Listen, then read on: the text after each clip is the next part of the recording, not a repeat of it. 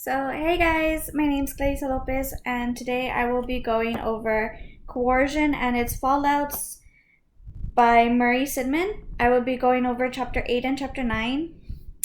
So, from chapter 8, the first sentence really got to me. It's once hit by punishment, we will do what we can to turn it off or get away. So, I know in the last chapters we spoke a lot about escape and how we always try to escape certain situations, or we in my case I use stress to escape certain situations, especially like for me I had the stress of wedding planning and everything, and I just sometimes need a moment to lock myself up away from everybody and just relax before I can actually get to everything I need to get done. So this is very true. We do tend, like for me, my punishment is stress. I tend to avoid that at all cost. I tend to run away. I tend to escape it. So in this chapter, it's about avoidance. So many people ask, what's the difference between avoiding and escape? Well, with escape, you run away completely. You don't really learn from your mistakes. You just run away.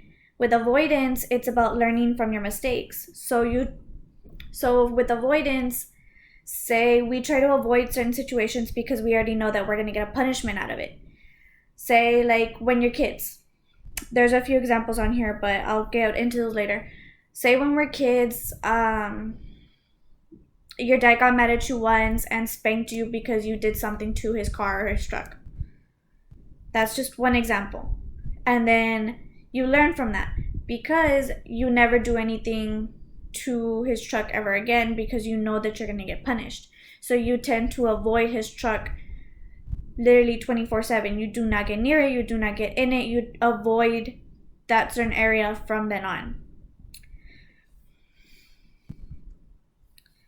So then as we continue,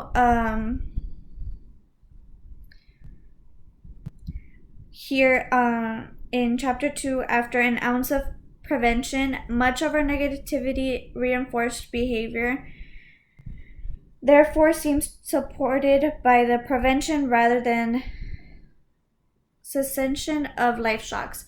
So this basically is that we rather prevent it altogether. We rather prevent punishment and avoid all tasks altogether than have the life shocks, than have the punishment. So then the biggest difference between escape and avoidance is that something bad actually happened, then that's when you escape. Because something bad has to happen in order for you to escape it. In order for you to avoid it, you have to stop that certain event from happening so you can avoid the punishment, so you can avoid the negative situation that you're going to be in. So avoidance is actually escape behavior, because while you are avoiding a certain event, you are also escaping that certain event because you're running away. You're preventing it so it doesn't happen. It is an escape behavior.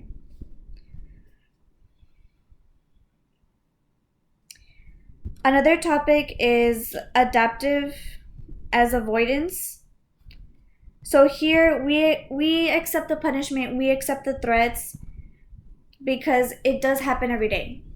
Like, say parents say with their kids, stop it, like stop misbehaving or else. The kids already know the or else means they're going to get a punishment. So they accept it and they behave. Same with teachers. Teachers tell a student, stop it or you're going to get extra homework. What do? They stop in order to not get extra homework. Avoidance, as I said before, avoidance, you can adapt to the punishment. So it's not an escape. You tend to avoid it more than you tend to escape it.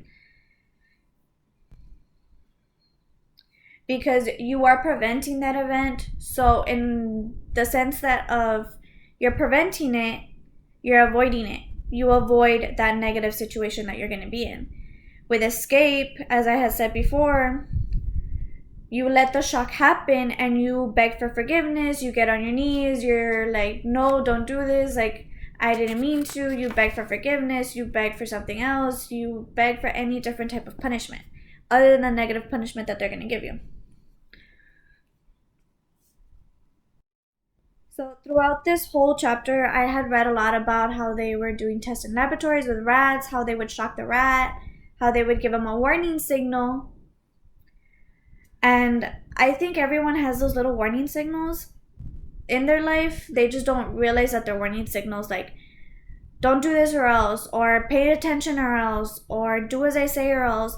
All those little threats, they are little warning signals, because those warning signals help us to prevent that certain situation that we don't want to be in.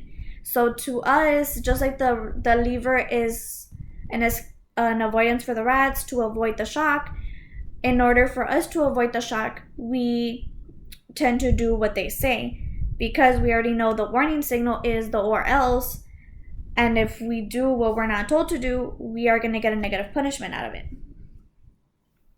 So we all have that avoidance lever that we tend to press whenever we want to prevent a certain situation. Now, chapter 9 is where it really did hit close to home, because I did notice, even in my daily life, I tend to avoid a lot of situations. Instead of escaping, I tend more to avoid, because avoiding is easier, because I won't have that negative shock and punishment in my life if I just avoid the situation altogether instead of escaping and letting the situation happen. Here on page 134, we do an astonishing amount of avoiding. Much of the time, we are not even aware that we are motivated by avoidance, which is true. Like, a lot of us aren't aware that we avoid situations instead of escaping. We all think, oh, well, it didn't happen, well, I escaped that situation. When in reality, it's avoidance, because we avoid that situation by preventing it in the first place. And one of the examples where a few students work for A's, most are avoiding F's, which is true. Me, personally, I am an overachiever. I do strive for A's, but like my little brother, he avoids F's at all costs. He doesn't care if it's a B or if it's an A, as long as he's passing. He's avoiding getting an F, which I tend to see within my students as well. They avoid getting an F as long as it's a good grade and they're passing, they're fine. That's all they care about, is just passing. They don't care if it's with A on a row or with B on a row or with A and B on a row, as long as you're passing. Another one that really hit close to home was, for many teenage girls, sexual submission is just part of the price they pay to keep a boyfriend and therefore maintain their social standing.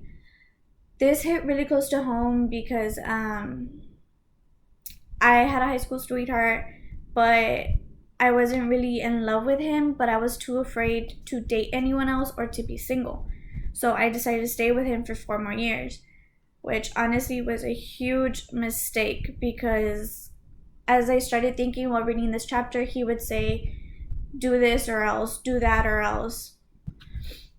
And it got me thinking, I was so afraid of the negative consequences that I would just avoid those types of situations altogether, which is what most people do.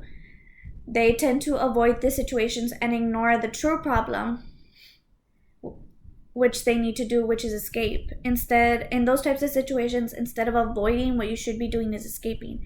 But a lot of people don't realize that, and they don't really realize that they're avoiding the situation either, as it has been said before. For some people, they don't have warning signals. So to them, take for the working class, for example, the working class, they don't have a warning lever. They don't buy things because they want them. They buy things because they need them. For them, it's just knowing that they are going to starve, they are going to be thirsty, and they might freeze to death without having a roof over their heads or without working, because they already know. They know that that's the outcome if they don't work and if they don't make money. So for some people, you do have a warning signal, and then for others, you don't have a working signal. And that was what mostly what chapter 9 was about, was the differences between a warning signal and a non-warning signal, which is what some people already tend to know, and then the warning signals in chapter 8 that most people do not realize that is a warning signal for avoidance. Okay guys, that's it for this chapter. Thank you so much for listening, and I will post my question along with my video. Thank you.